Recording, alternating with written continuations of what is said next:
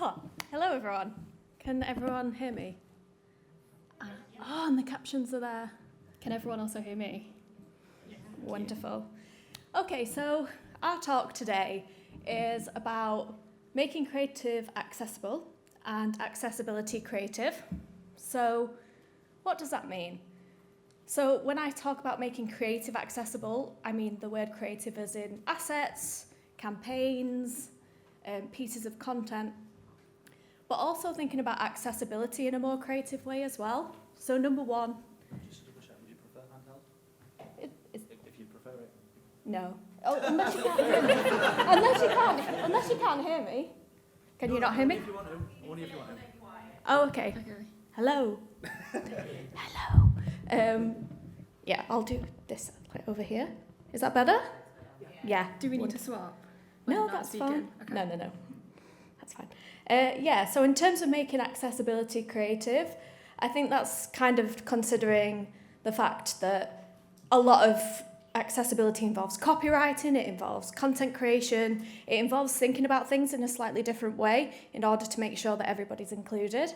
And also just thinking about accessibility in a bit of a different way, that it's not just a tick box or an annoying extra hoop to jump through, that it's actually something that can enhance the creative process and that we can approach creatively. So I'm going to introduce Holly.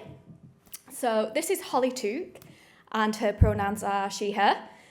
Holly is amazing. Holly is an award-winning blogger at Life of a Blind Girl, so that's a website that you can navigate to, but also you can find her on social media. And she's also a social media manager at the Royal National Institute of Blind People. Holly, could you audio describe yourself, please? Yes, of course I can. So I am a white woman with shoulder-length brown hair. I'm wearing glasses, a black top, and black trousers with the kind of speckles on them. Wonderful. This is my introduction slide now, Holly. Don't mess it up. And I will now introduce Helen. Helen Dutson is a seasoned agency pro turned copywriter and content writer, and who is pretty much a specialist in alt text and image descriptions and overall accessible content. Helen is one of the best accessibility allies I know, and was very lucky to work with her at RNIB, which, we had some very fun times together. So, an overall absolutely brilliant accessibility champion. Oh, and do you want to audio describe yourself? Yeah, so I'm a white woman. I've got short brown hair cut in a bob kind of above my shoulders. I've got brown eyes, and I'm wearing long, wide-legged black trousers, a bright blue kind of cami top, and a green jacket over the top. Got a little Pride Progress badge on the jacket.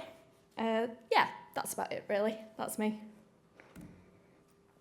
So, if we go into the problem that we're all here to address, 89% of disabled people have faced challenges when it comes to digital accessibility. So that's left 71% feeling frustrated, 58% feeling disappointed, and 24% feeling angry.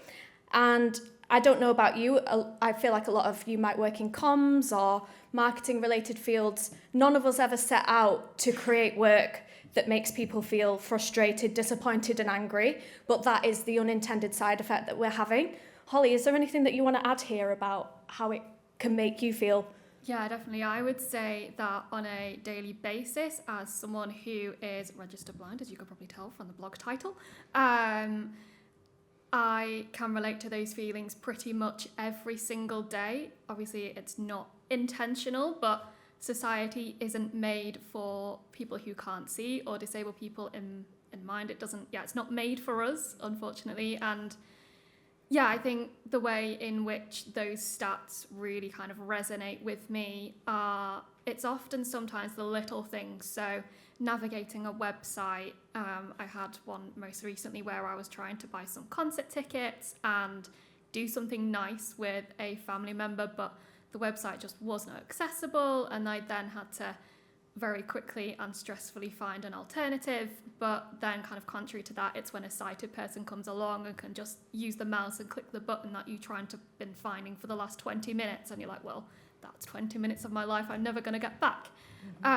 But yeah, I'd say I'm always getting frustrated or angry when there's an image on social media that I want to interact with, that maybe a favourite celebrity has posted, or I've seen a trend that I want to share with my team and think, oh, this might be good for us to do something with and kind of react to on the RNIB social media channels, but I've no idea what's in that image, so because it doesn't have alt text, so I'm kind of thinking, well, do I share it? Do I kind of risk it? What on earth is this image? So yeah, but then on the flip side of that, when accessibility is done right, it gives you joy, it's freedom, and it's independence. So I think the thing to think about is accessibility for some people might seem like a tick box exercise, but I think everyone in the room here, I'm sure, is, your attendance here, it means that you are committed to accessibility, and for disabled people, that means more than you know. So even though on a daily basis it might not think you're doing much, you are having an impact because you are helping to change the narrative on accessibility and turn those stats around. Absolutely. Holly, how many times did you call up to get Taylor Swift tickets? Oh, I called up over 1,000 times. Yeah, it was probably 4 hours of my life I will never get back. And then again the next day. You got to watch her? I did, and then I got tickets 2 days after that. Didn't think I was going to get them, but yeah, it just goes to show you that when you are trying to buy accessible tickets, the infrastructure seems great, but it's not accessible. So, we need to change that, and that's just to highlight that so many things need to change in terms of accessibility. It's just one of many I could probably stand here and talk about all day. Absolutely. So, as Holly sort of alluded to, the way that we like to think about accessibility is it's a bit of a love note, and it says, "We want you here too," and there's a black heart on the slide alongside that quote. Holly, I know that's a quote from your blog. Do you want to explain a little bit about what it means? Yeah, so I actually wrote a blog post on what accessibility means to disabled people, because something that I always say is I am just one disabled person and my experiences do not reflect the whole of the community. So I always try to think about accessibility or the way society can do better and how people can be allies for the whole or majority of disabled people, because I'm just one person whose needs definitely do not fit everyone. We're all unique and we all have different needs. That's the joy about disability and accessibility. So that quote actually came out of the blog post, and I think it really highlights what accessibility is all about, because it tells disabled people that you want us there and we're welcome.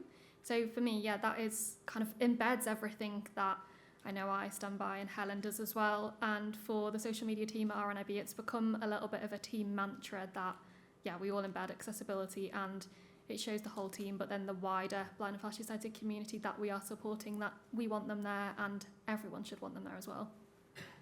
Absolutely. So what I want to ask you now, it's not a question and answer session, it's just something for you to think about, to note down, to decide for yourself. There's no wrong answer here, but I just want you to think about who accessibility is for, and just make a note of it because we'll return to it later. So ultimately, if you're not making your content accessible for disabled people, you're missing out on an absolutely huge and really influential audience. So we have a couple of stats here. So the percentage of the audience that brands could be missing out on because they're not making their content accessible is about 17%. And what I like to say is I come from an agency world. I come from working with big brands on huge campaigns. And what we did all the time in my agency life, way back when, was that we would spend months trying to increase watch time by 1 second, trying to increase engagement by 0.5%. And when you consider that you could be missing out on 17% of the entire population, just think about how much your metrics could improve if you rectified that. And of course, I think this is a statistic that many people will know already, but the value and the spending power of disabled people and their households in the United Kingdom is 274 billion. So that's like Jeff Bezos or something. Not that maybe you'd want to market to him, but I don't know. So that's the purple pound. So that goes to show how valuable and influential disabled people are as an audience. Holly, is there anything you want to add there? Yeah, I think just we don't always recognise the spending power of disabled people as society as a whole. So when we think about, online shopping or physical ramps in a store, you are enabling disabled people to access your service or access your website or the content you're sharing by making accessibility a priority and embedding accessibility into everything you do. So ultimately by that you are contributing to the power of disabled people and the spending power of our community.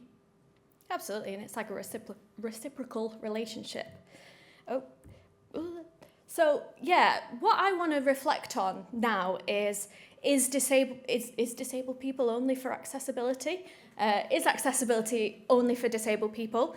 And there's a quote here from Haben Germer, who is a deafblind disability advocate and Harvard Law graduate, and she's a wonderful person to follow on LinkedIn, for example, or other forms of social media, because her content is so educational. So she starred in a video where she was at the White House Disability Conference or something like that, and she said this quote that's really stuck with me. So she said, "There's this myth that non-disabled people don't need help, but non-disabled people need lots of accommodations." She's talking about her time at Harvard, and she says the cafeteria was full of chairs, hundreds of chairs. Those are accommodations for non-disabled students. Students with wheelchairs roll in with their own chairs. So the school was spending money on accommodations for non-disabled students. And along the ceiling, there were lights. Those are accommodations for sighted students. Blind students didn't need the lights. In fact, the school would have saved so much money if they didn't turn on the lights. The difference between accommodations for disabled people and non-disabled people is ableism. And what really, as soon as I heard that quote, I completely started thinking about accessibility in a different way. It's not accessibility is all around, like the song.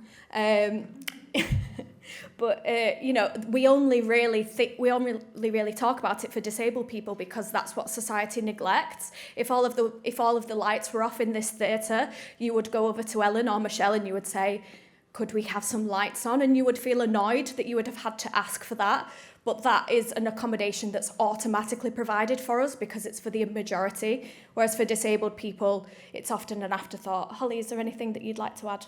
Yeah, I think as well, when we think about accessibility, it's the things we don't always notice. So the lights or the ramps that do make the biggest difference. And yeah, when we think about those accommodations, it's not, thinking, oh, it's something extra. It's just putting it into everything we do. So, like Haben says, the lights are essential.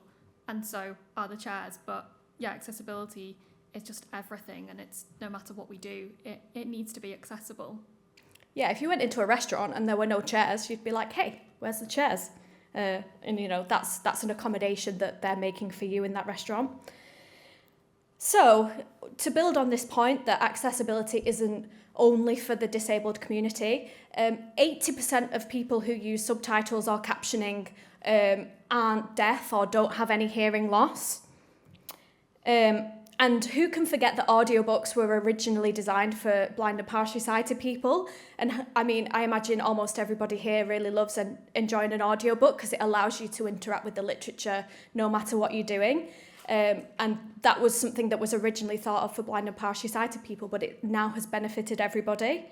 Holly, do you have a favourite audiobook? Or? Yeah, so I've got a favourite audiobook that is too hard to decide, but a bit of a backstory in terms of my audiobook journey or story. When I was at school, I'm definitely not going to talk about the education trauma, no one wants to hear about that, but one thing that I was told and really was kind of drilled into me is that I shouldn't have audiobooks for learning, so I had to use Braille books, which was absolutely fine because it helped with my Braille skills. But the thing that people told me and professionals said to me is that, well, you won't actually learn if you listen to audiobooks. So even if I said I'd find it easier to have a bit of a choice of audiobook or Braille or use a bit of both, they told me that no, you need to use Braille for learning. So when I went home and was allowed to listen to an audiobook and get lost in a story in that kind of bookish world before I went to bed, it felt like a real treat.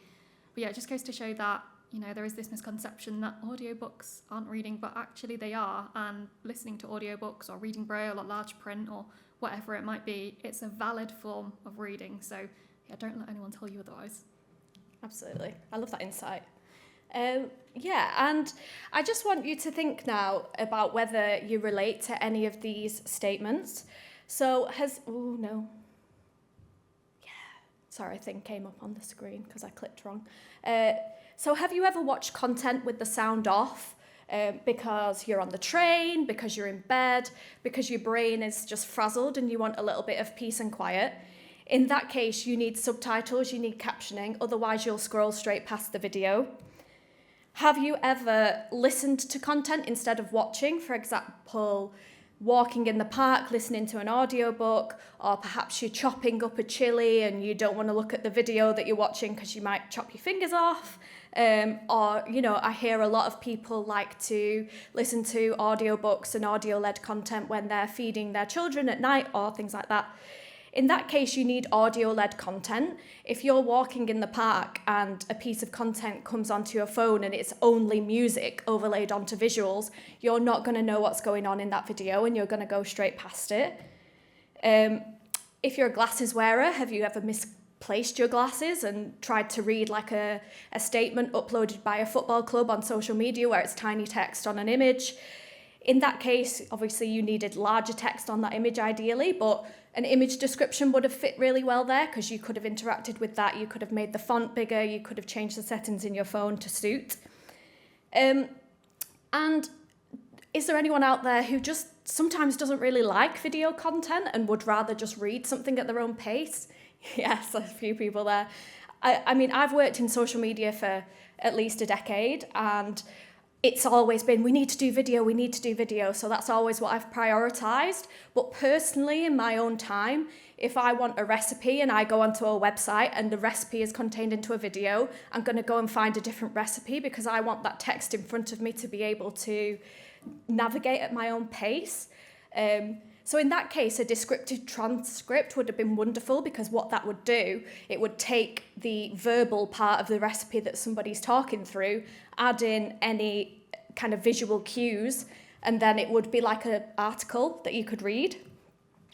So what I really want to kind of get through here is that when we think about accessibility as something for everybody, we really run out of excuses not to make our content accessible.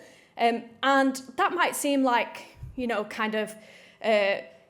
just thinking about one group or the other. But if you think about everyone, everybody benefits. And also your content's performance can benefit as well.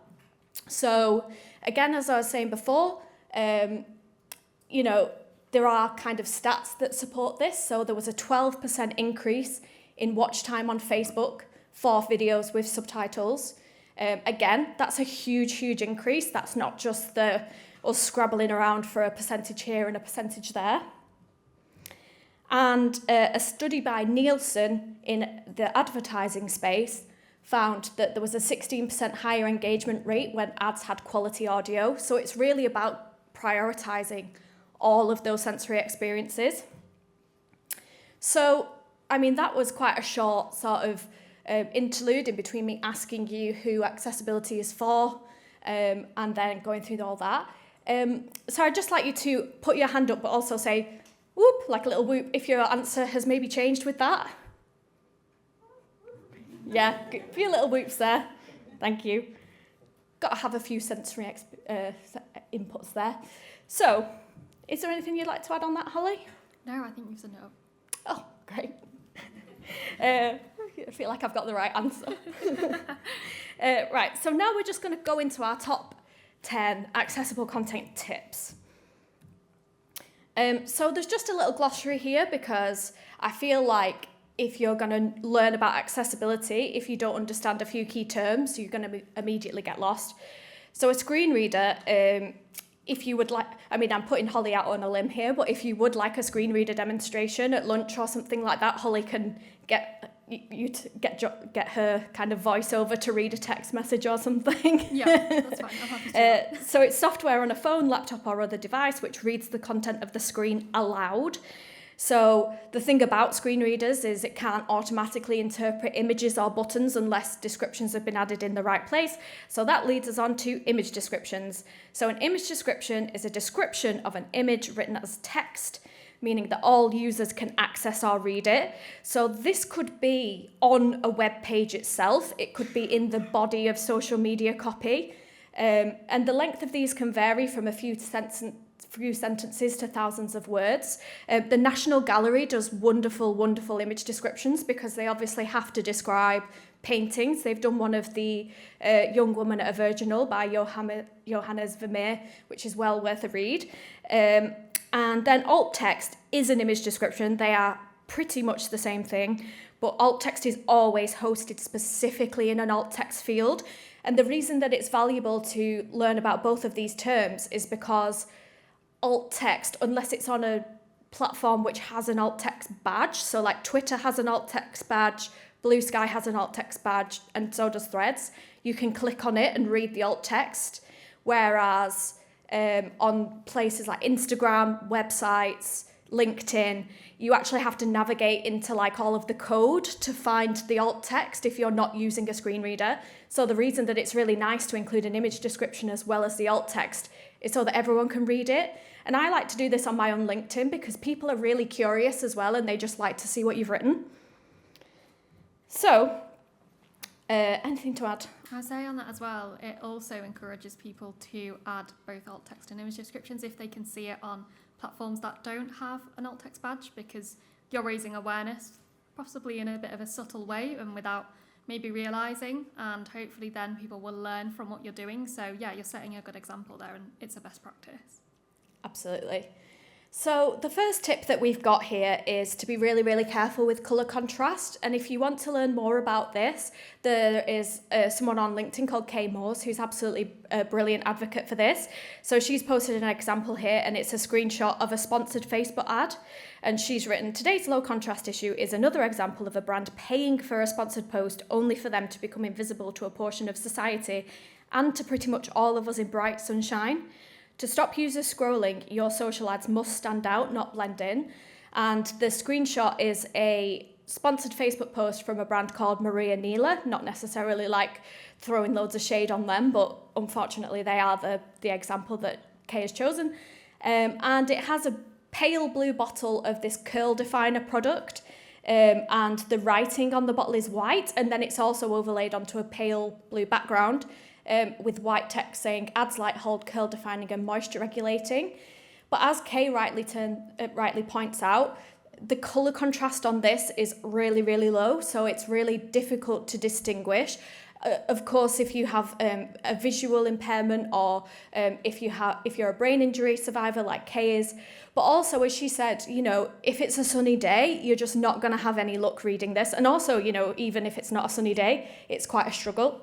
So the main point here is that this brand has paid for this advert to be in our feeds and none of us can see it and read it. So what was the point in that? And Kay does the low contrast fails series on her LinkedIn pretty much every week or most days. So yeah, there's always something that she's finding. It's a really insightful series. If no one is kind of familiar with that, I definitely recommend checking it out. Yeah, some really big names in there that should know better. Yeah. The second thing, and this is something that's really close to my heart as somebody who's come into the accessibility world from a creative background, with a copywriting background, remember that writing alt text and image descriptions can be a really rewarding creative exercise. So this is an example that Holly and I worked together when I was at the Royal National Institute of Blind People. So I don't know if everyone remembers, a couple of years ago, Calvin Klein, the underwear people, did a photo shoot with Jeremy Allen White off of The Bear, and the whole internet just kind of popped off about this, and it was all anyone was talking about for at least a week. But what we noticed at the RNIB was that none of these images had image descriptions, not even the original post from Calvin Klein themselves. So it was a great internet moment that many of us remember, but I really want you to put yourself in, Holly's shoes, in the shoes of someone who is blind or partially sighted and can sense this excitement about something that's happening but doesn't know what the images are showing. So at RNIB, we put out a tweet back when you could still tweet. And we've written image descriptions to help blind and partially sighted people decide which thirst trap is their favourite. See the alt text for more and tell us which one did you choose. So the first image is, and this was the alt text that we wrote, a film photo of Jeremy Allen White standing in front of a red sofa on a rooftop in New York City, wearing only white Calvin Klein briefs. His curly hair and lean-toned physique is silhouetted against the pale evening sky. He stands with his arms by his sides, smiling off camera. And the second is a film photo of Jeremy Allen White standing behind scaffolding on a rooftop in New York City, wearing only white Calvin Klein boxers. His curly hair blowing in the wind and his toned, lean physique are lit up by the sun of golden hour. He has one hand on a rung of scaffolding at shoulder height and the other one on a rung above his head, as if he's about to climb. There is a look of intense concentration on his face. So you can tell that we had a lot of fun with that. I kind of flex my erotic literature credentials. And, you know, the fact that this became a news story is really revealing. So it was so interesting that it was covered by both Pink News and the Mail Online. And I think that might be the first time that those two publications have ever agreed on anything. And so Pink News said, blind people get help to thirst over Jeremy Allen White's Calvin Klein shoot. And the Mail Online said, Jeremy Allen White's racy Calvin Klein ad photos prompt RNIB to write hilarious alt text to help blind people enjoy the thirst trap too. As one user jokes, you are heroes. That's a very Daily Mail headline. Yeah, anything to add on that, Holly? I think just taking us back to the image, and if it didn't have alt text, so there were a lot of people sharing those images, and back in the Twitter days, all a screen reader would have said was just the word image. So yeah, people who use screen readers would have been completely lost on that, or, you know, people who are using different types of assistive technology maybe weren't able to see the images clearly, or using a screen reader in conjunction with other piece of assistive tech or accessibility features, yeah, couldn't get the full context at all if it's just saying pretty much image, or on other platforms it'll have had some form of artificially intelligence created alt text which was not accurate and did not portray the fact that, you know, any of that was written in the human written alt text at all. So yeah, just know that alt text is picked up differently if it doesn't have, images are picked up differently if it doesn't have alt text on platforms. So yeah, just always taking the time to add it is really important, because otherwise people are going to be lost on the joke and they're not going to be included. Yeah, and also, you know, if you are a creative person, if you enjoy writing, it's such a wonderful opportunity to use your brand tone of voice and combine that with the tone of the image. You know, you don't have to, just because it's an accessibility feature, it doesn't have to be really dry. You know, blind and partially sighted people, they need to know what the image shows, but they also need to know the tone of the image and why that image is important. So, you know, yes, updates from the government need alt text, but so do memes, so do GIFs. You know, blind people need to contribute and take part in pop culture as well. Really quick, number 3. Avoid one word at a time captions. So these are really, really popular right now. You'll see them all over like LinkedIn and TikTok and Reels, and it'll be subtitles, but one word will flash on the screen at a time. And actually some people like that, because if you're also hearing it, it kind of like makes your brain go brrr in a way. But actually, if you can't hear or you're not listening with the sound on, they can be so quick and hard to follow. So just make sure that you have, I would say, at least 5 words on the screen at a time. And then this is a big one on the flip side. So obviously make sure that your subtitles are up to par, but also make sure that when you're creating video content, the message of your video comes across audibly as well as visually. So the way that you can decide whether that's working is listen to your video like a podcast when you're approving it. So literally turn your chair around, look at the floor, and just only interact with that as a piece of audio content. Number 1, do you understand what's happening in the video? Do you still understand the key messages that you would like to get across? That's really important. But also, did you enjoy yourself? Like, was it still funny? Was it still interesting? You know, did you have a similar experience? Oh. Always good when somebody starts running away during a speech. Yeah, so just make sure that your content comes across audibly as well as visually. Obviously that both are so important, so the visual component is the subtitles, or if you want to use BSL or something like that. Holly, do you have anything to add? Yeah, I think the amount of content on social media just with images in a video and just with kind of funky music, it's so many. Pretty much when you're scrolling through Instagram Reels or TikTok, the percentage of videos that are audio led is very small, or audio described is even smaller. So yeah, if you're doing that, then you're really setting the bar, but also, making your content inclusive, because as someone who works in social media but also uses social media in a personal capacity, it's never fun to not being able to interact with videos. And to be honest, I'm not going to sit there and listen to the music, because that's not what the video is about. And I'll just kind of scroll on, because I'm not getting anything from that. So it's really important that you consider both the visual aspects and the audio. Absolutely. And again, if anyone does work in marketing agency world, we spend so much time on these pieces of content and so much energy, and sometimes we have like a little cry, and imagine then publishing that and somebody going, oh, well, I don't know what that is, and just scrolling past it because there's no element of accessibility to it. So it's in everyone's interest to make sure that is done.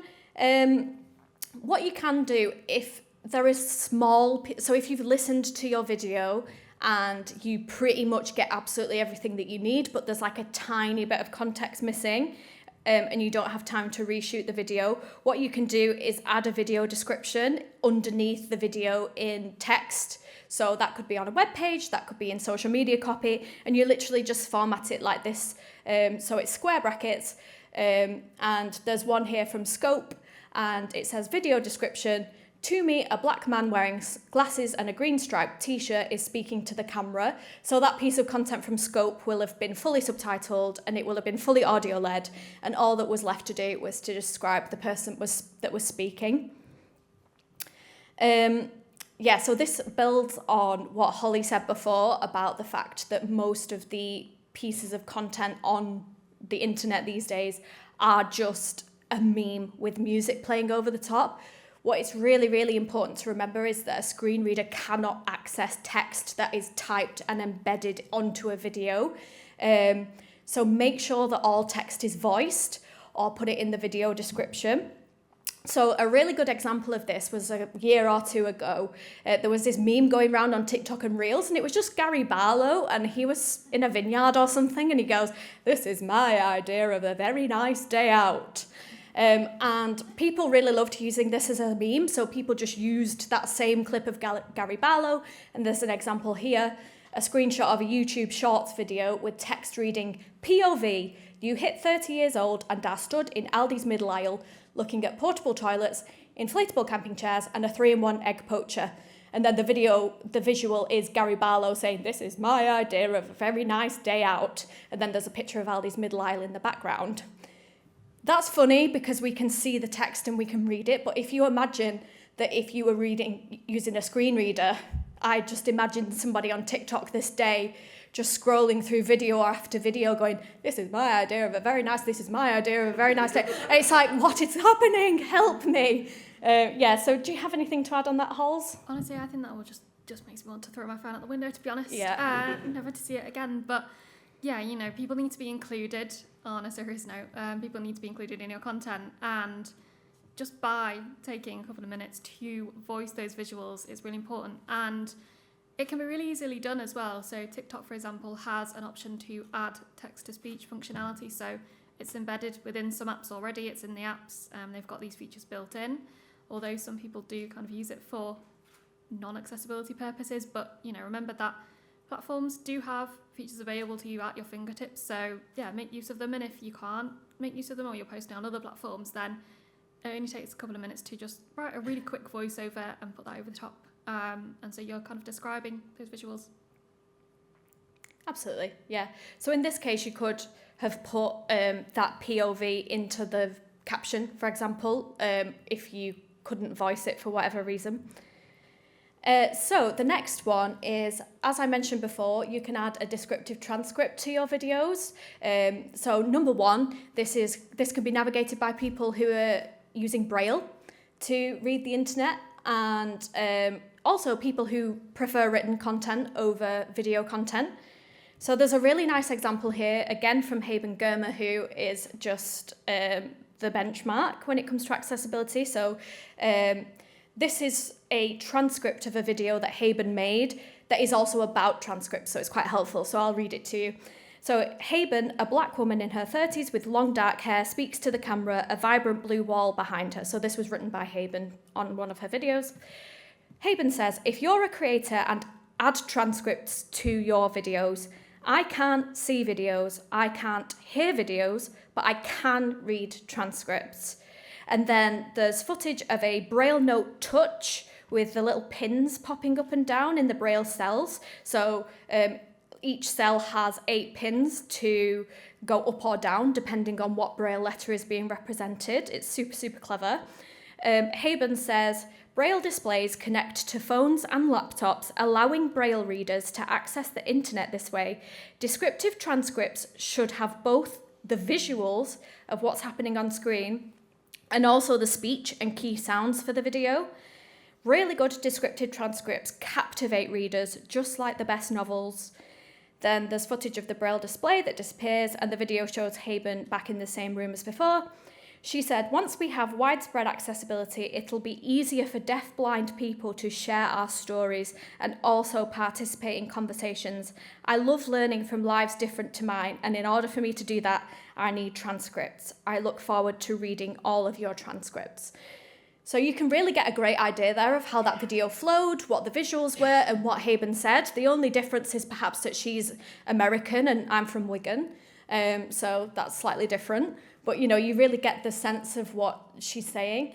And as not an ex-copywriter, I'm still a copywriter, but as a creative copywriter and aspiring novelist, the line that she says, really good descriptive transcripts captivate readers just like the best novels, really, really speaks to me, because it goes to show the creativity that can go into it, the like effort and the descriptive power.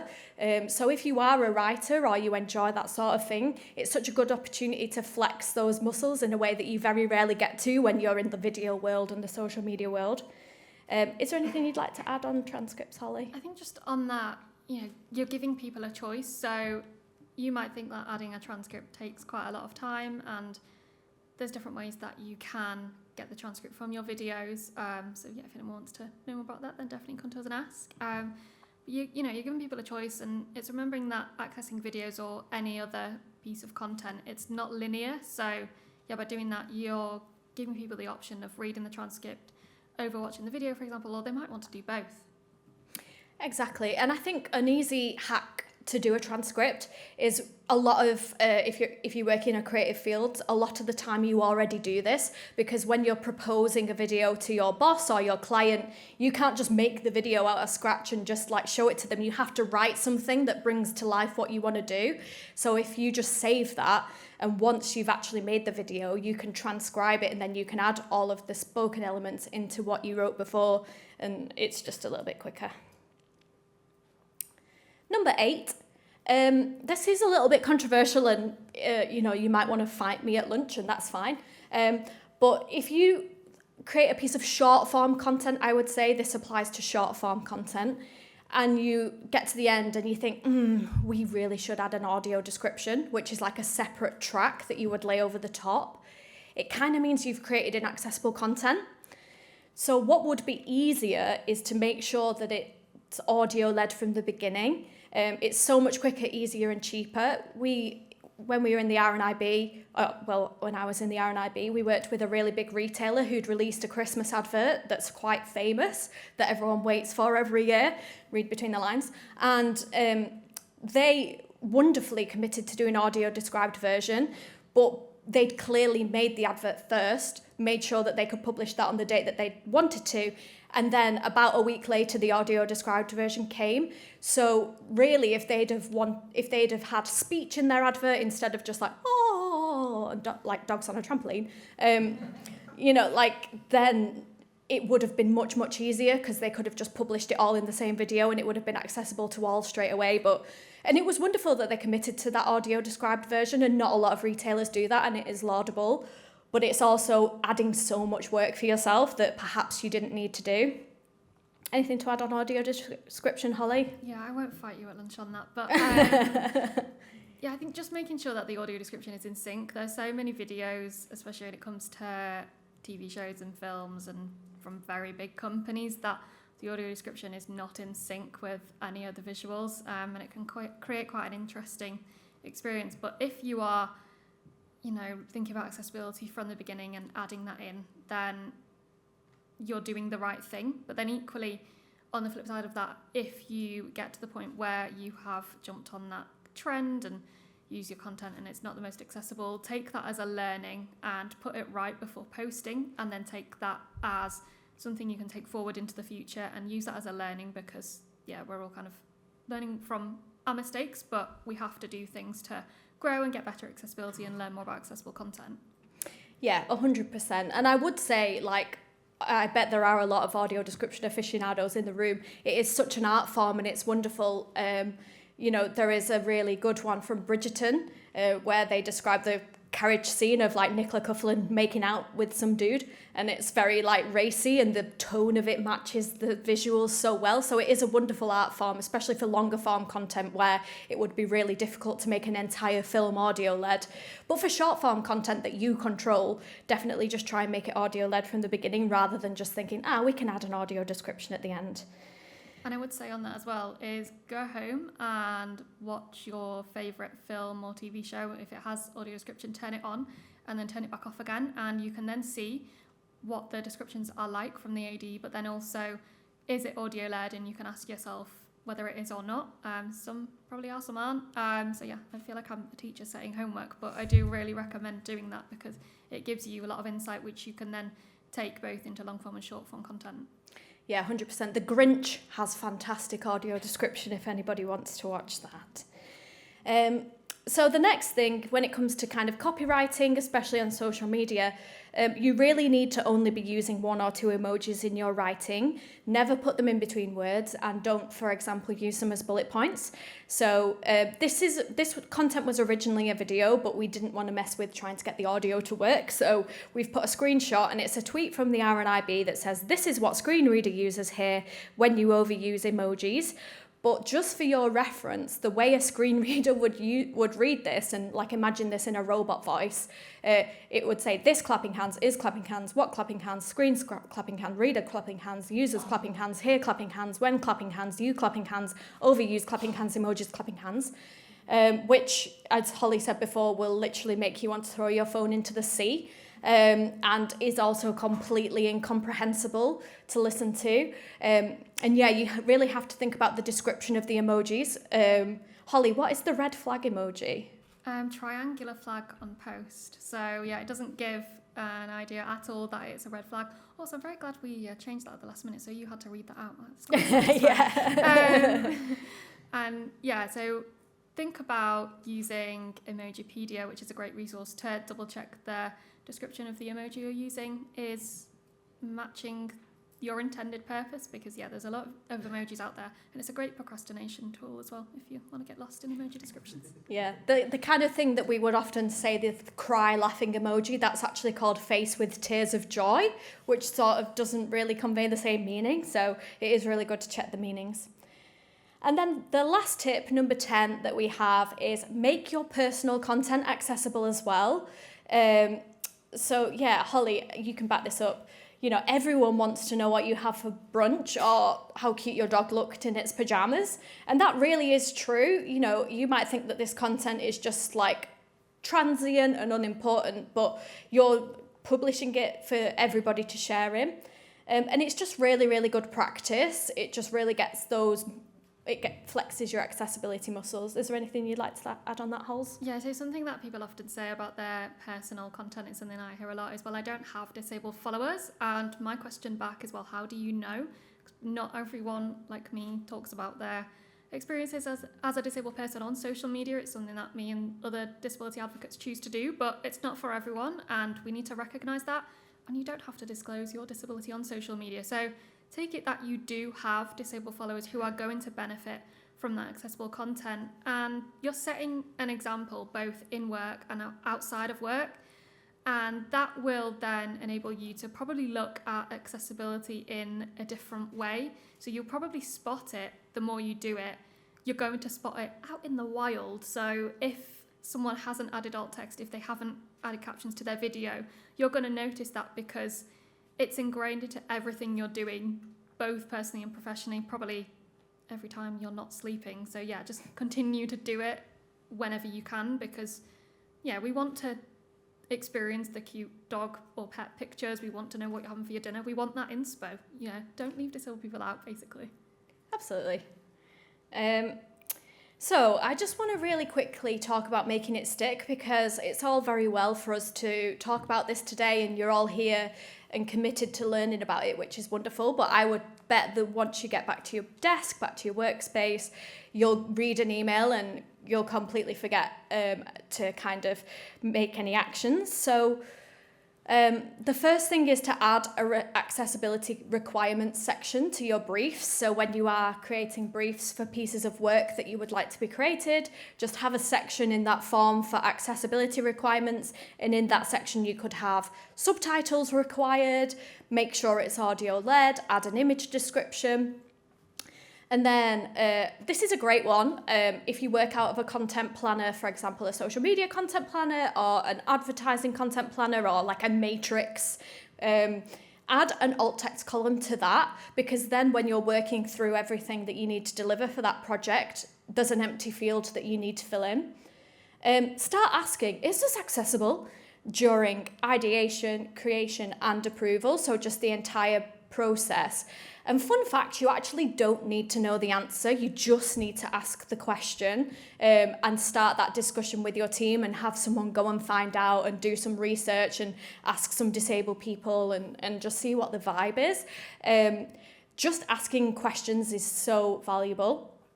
And then also, you do need to consider how you accommodate accessibility in your workflow, because I'm not going to stand here and lie to you that it won't take you longer, that it won't add an extra thing to your workload. It will, but it's so important that you have to accommodate it. So, for example, do you want to just make your content simpler?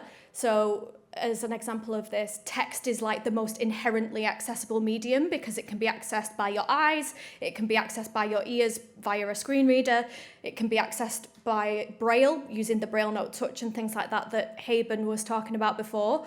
It can be, you can magnify the size, you can zoom in on it. So, you know, text is so accessible. So maybe instead of doing a whole video campaign, you just want to do a load of articles that really go into this topic and give a lot of information and valuable insight. Do you want to produce fewer pieces of content? If we all looked at it, you know, there's not much reason that we create the content that we do. Like, is it all required? Is it all important? Could we consolidate some of it? Could we reduce some of it? And also be selective about the trends you embrace. So, for example, I think there's a lot of power in this. So I come from a social media background. I worked in a social media agency for about 10 years and we would jump on everything. And there would be a lot of pressure from clients and bosses saying, why haven't we jumped on this or that? But actually, you can tell when a company is just jumping on everything and just trying to make something stick. And there's an awful lot of power in saying, that one's not for us. You know, it would take like the Gary Barlow one, would it take too much time to make Gary accessible, and would it be worth it? Probably not. So yeah, this was our idea of a very nice day out, wasn't it, Holly? It was very much indeed. So just to add a few kind of final thoughts, it's okay if you make mistakes. It's okay if things take longer. Just remember that you're learning and these things take time.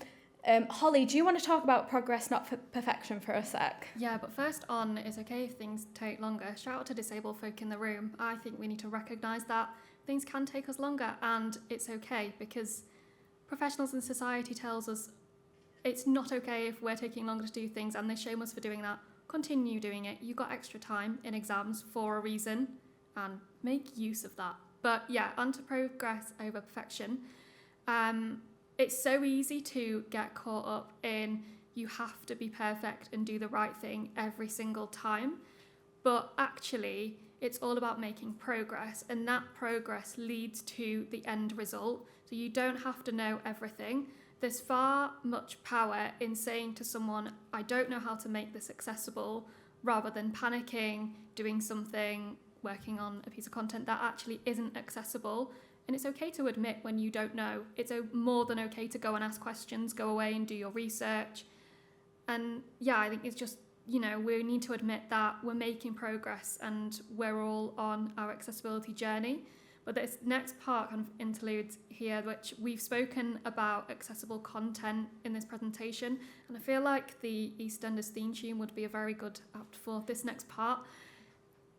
Whilst we focused on content, accessibility applies to everything you do. So yes, it might be the fun pet photos you're posting on Instagram or the video transcripts, but it's also everything you do every single day, both personally and professionally. So it's your recruitment practices, it's the documents and presentations you're working on, it's emails, it's everything you'll send, it's the Teams chats, it's the WhatsApp group chats, and it's about including disabled people in everything you do, and no matter what. So yeah, just keep making that progress.